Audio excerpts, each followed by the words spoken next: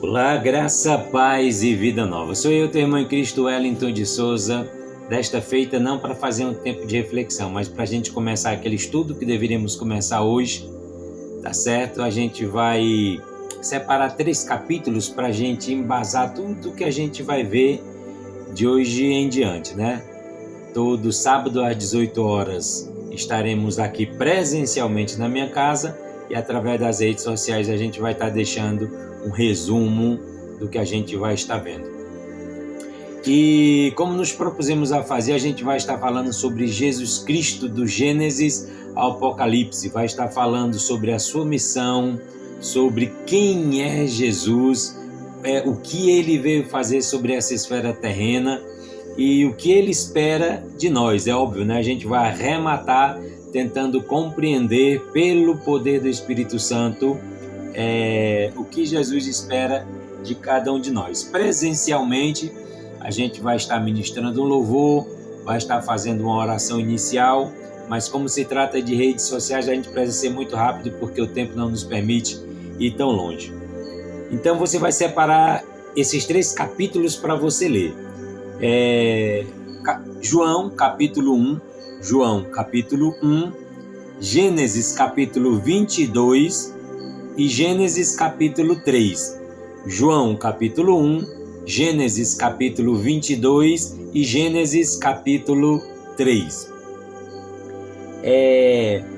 Se nós perguntarmos a qualquer pessoa o que elas entendem sobre quem é Jesus, de onde ele veio, o que ele veio fazer, as pessoas vão dar inúmeras declarações a respeito disso, porque é um assunto que dá meio mundo de tempo aí para a gente estar conversando a respeito desse assunto. Mas eu quero focar em um prisma específico, né? E João, no capítulo 1, se você ler todo o capítulo, você vai passar por um momento em que João vai dizer assim, falando de Jesus, eis o Cordeiro de Deus, aquele que tira o pecado do mundo, do qual eu não sou digno de desatar nem as suas sandálias. Ele deixa muito claro quem é Jesus. Ele é o Cordeiro de Deus que veio para tirar o pecado do mundo. E João, ele se acha assim, numa posição de que não é digno nem de desatar as sandálias desse Cristo.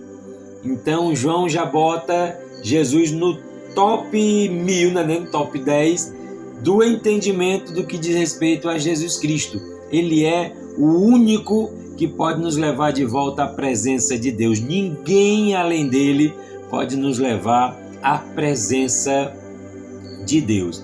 No entanto, não é a partir de João que a gente começa a aprender sobre Jesus e esse apontamento, esse direcionamento de que ele é o Cordeiro de Deus, aquele que veio para pagar pelos nossos pecados. Em Gênesis capítulo 22 nós vemos Abraão.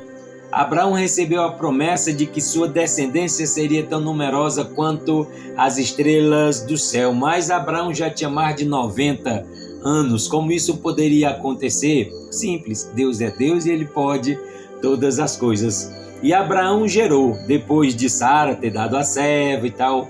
Depois a gente vai ver com mais tranquilidade esses assuntos presencialmente. Mas o fato é que Sara gerou Isaac, né? Sara gerou Isaac. E quando Isaac chegou na pré-adolescência, Deus chegou para Abraão e disse: Abraão, eu quero que você sacrifique o seu filho para mim. E Abraão não titubeou, Abraão não perguntou por quê, Abraão simplesmente obedeceu. Pegou a criança e seus servos e começaram a caminhar. Diz que o próprio Isaac levava a lenha na qual ia ser queimado o sacrifício, né, que era ele próprio, né? E eles subiram ao monte. Chegando no sopé do monte, ele disse aos seus servos: agora vocês esperem aqui, que eu e o menino vamos subir, vamos orar e vamos voltar.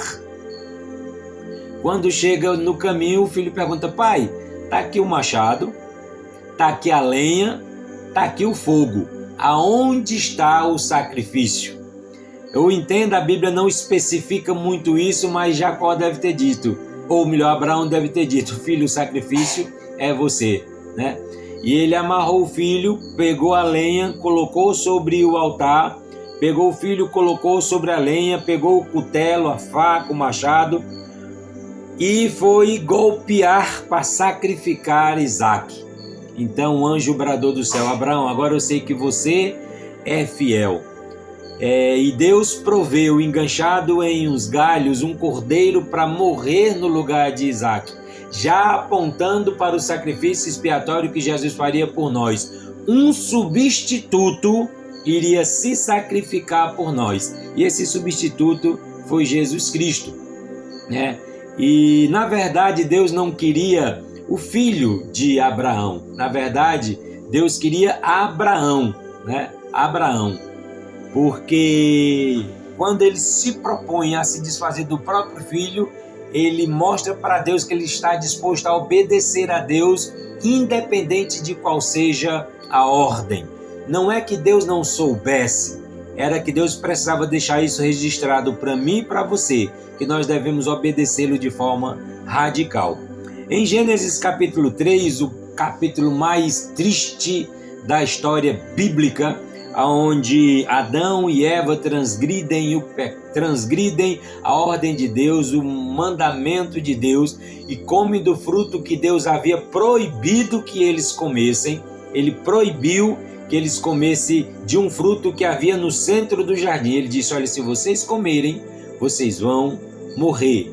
E eles comeram.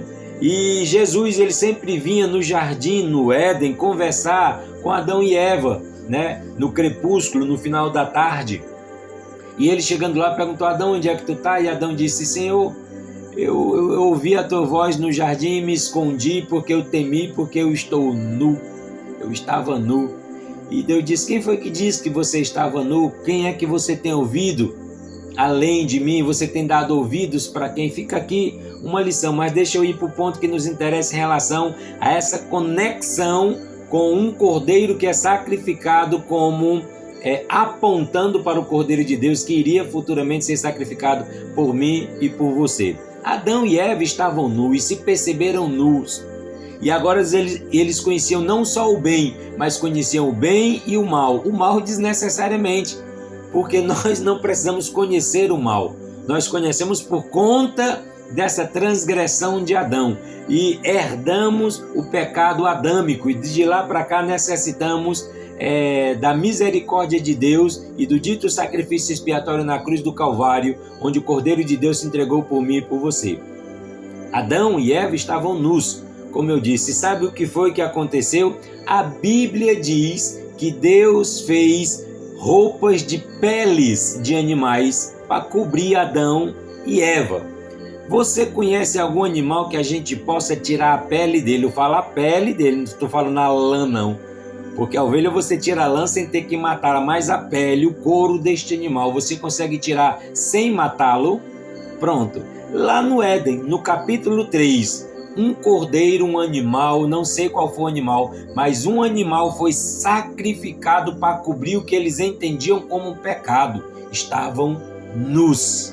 Estavam nus. E eu quero deixar para você uma tarefazinha de casa para você estar avaliando e estudando. Se você tivesse aqui agora, eu ia te dar uma caneta, um caderno, e se você não tivesse uma Bíblia, eu ia te dar uma Bíblia também, para você estar acompanhando esse estudo.